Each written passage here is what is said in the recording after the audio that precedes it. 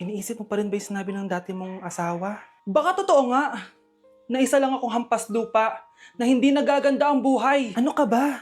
May anak ka na umaasa sa'yo. Tsaka, magkakatrabaho ka na, di ba? Hindi ko na alam. Sobrang bigat na. Pero salamat, Susan. Napagaan mo loob ko.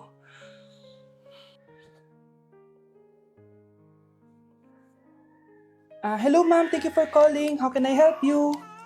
Baby, wag ka muna umiyak, please. Sorry, ma'am. Ako muna bahala kay Scarlett, ha? Mag-focus ka lang dyan. Thank you, Susan. Yes, ma'am. I will help you. Scarlett, pagtanda mo, magiging proud sa'yo ang tatay mo. Tay, papasok na ako ng school, ha? Grabe na talaga anak ko, oh. Dalaga na talaga. Proud ako sa'yo, anak. Mas proud ako sa'yo, Tay. Kasi kahit sobrang hirap ng buhay natin dati, nakaya mo.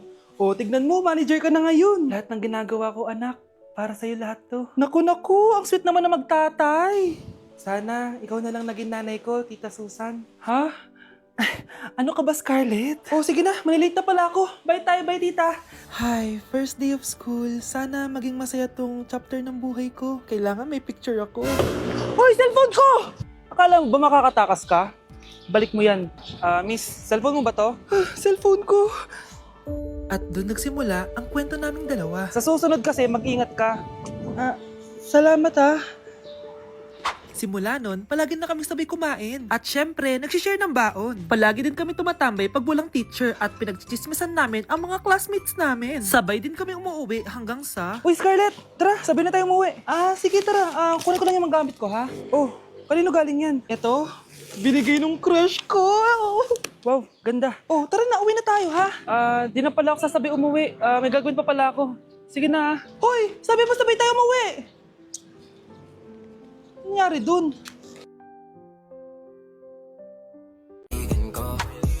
Nilapitan ko hanggang sa may diwata na pagdinat ko. Nalasing kagabi, ang galing katabi, kanabi. Hoy, kayo dalawa! Ano ginagawa nyo, ha? Ba't may pakis? Ma'am, ito po kasi usong step ngayon yung may pakis sa chicks. Ayan, sinasabi ko na nga ba? Puro na naman kayo TikTok! Mga nalalaman nyo! Ang bata-bata nyo pa, may pakis-kis na kayo nalalaman dyan? Mag-aral nga kayo na maayos. Ang bitter ni ma'am porket walang kadate ng Valentine's. May sinasabi ka ba, Scarlett? Wala po, ma'am. I know that's right. I all my niggas, cut the check, bust it out, turn your goofy dog, pow.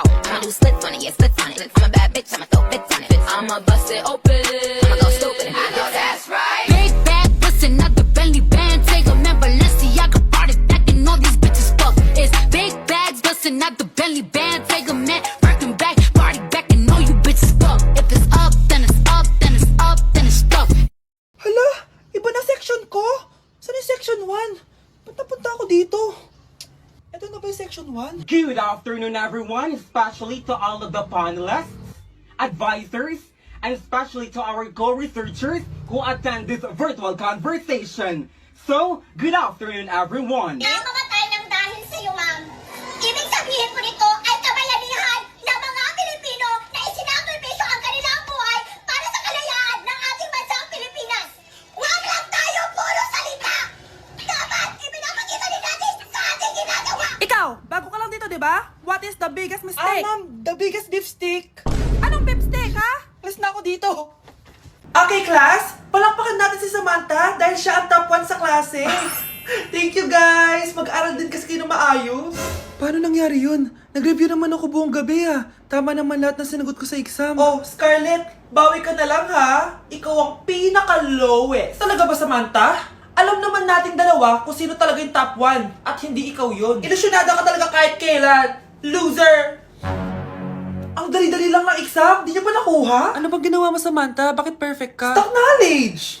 Ko, wala ba kayo nun? Kailangan kong malaman kung anong ginawa mo, Samantha. Magre-rewind ako. Manda ka sa akin. Nakapag-rewind ako! Ikaw pala ang top 1, Scarlett? Tignan ko na lang kung sino magiging top 1 after neto. Ha? Bawal yun na! Okay, class, start na tayo.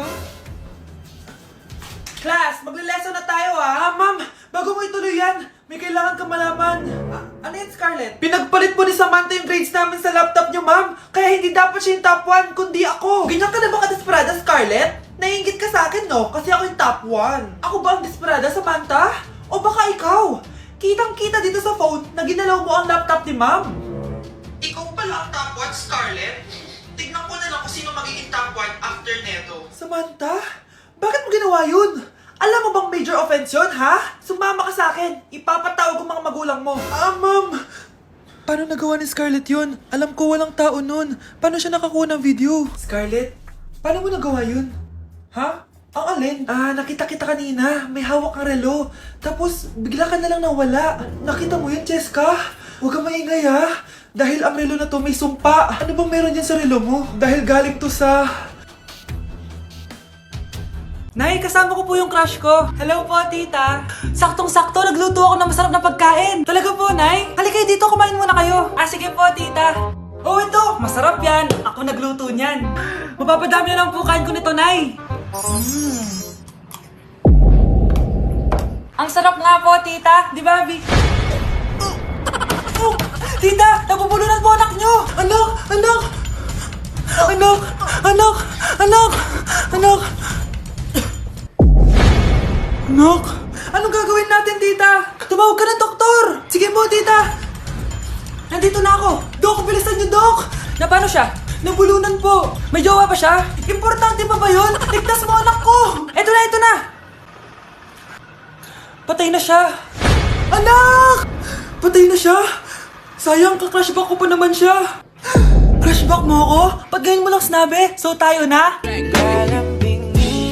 Mga anak, wala ba kayong mga assignment, ha? Ay, nakauwi na din. Mag-grow a garden muna ako. Wow! Magtatanim ako ng candy blossom para yumaman ako. Aba, kakauwi lang ay padagadang naatupag, ah. Wow, ang ganda naman ng garden nila. Hindi ako papatalo. Maglalaro ka din yan? Gaya-gaya ka. Mas maganda naman yung garden ko kesa sa'yo. Ganon. Wait lang. Nakakainis ka! Ninakaw mo yung mga fruits ko! Mas mayaman na ako sa'yo ngayon. Nascam ako! Ayun na nga ba yung sinasabi ko eh! Manda kayong dalawa sa akin, ha? Kukunin ko muna to. Mag-aaway pa ka sa grow a garden na yan! Ba't di kaya kayo mag-grow a garden sa labas? Ayan ang grow a garden na gusto ko. Kung gusto nyo pa bumalik to, tapusin nyo yan, ha? Sige po, Nay. Hi guys! So ngayon pinuntahan ko si Lola kasi nag-promise ako sa kanya kung sino man ang magiging jowa ko, ipapakilala ko sa kanya. So tara, samahan niyo ako.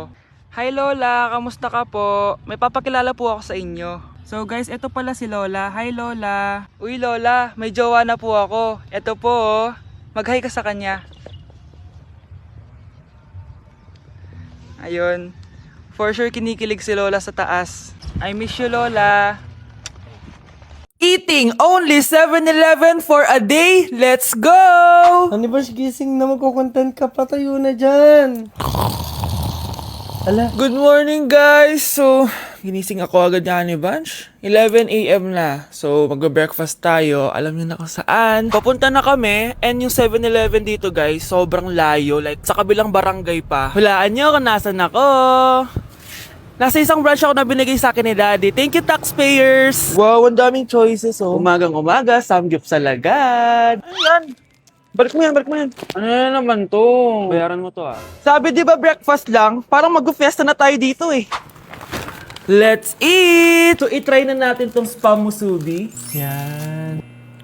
Mas masarap yung sa Japan, pero masarap din naman to. Meron tayong samgyupsal. Oh! Baho ah. Wow ah. Next is Lasagna! Favorite ko yan. Masarap siya guys. Mantikan ko na makalimutan itong matcha latte from Chingu. Hindi ko siya gusto, parang lasang artificial. Sarap niya! Two types of people. Naubos namin. Baka sabihin niya hindi namin inubos. It's lunchtime guys! So kakain na naman tayo. Bosh, gusto ko ng pad thai. Hindi po, ate. Kaya nga 24 hours 7-Eleven challenge. May kinikrave na akong ibang pagkain, pero 7-Eleven pa rin tayo, guys. Malay mo may pad tayo sa 7-Eleven. 7-Eleven. Let's go! Excited na akong kumain. So, nandito na tayo sa second branch ni Daddy. Yes, kung di tatanong guys, contractor po yung tatay ko. Tara. Wow, parang ang sarap nito. Ano na naman to? Bakit ang dami na naman? Ito yung kinuha ko kasi patay gutom ako. Water check. Mountain Dew Zero check. Another mukbang. 100 kilo challenge. Tinahin natin Tong Gogi Mandu. Ganito yung tsura niya, parang siyang siomay. Sarap! Dito ko lang to natitikman. Wow, ang daming laman. Liempo. Sa akin, chicken. Kimchi rice talaga? Bumili din pala ako ng laing. Laing.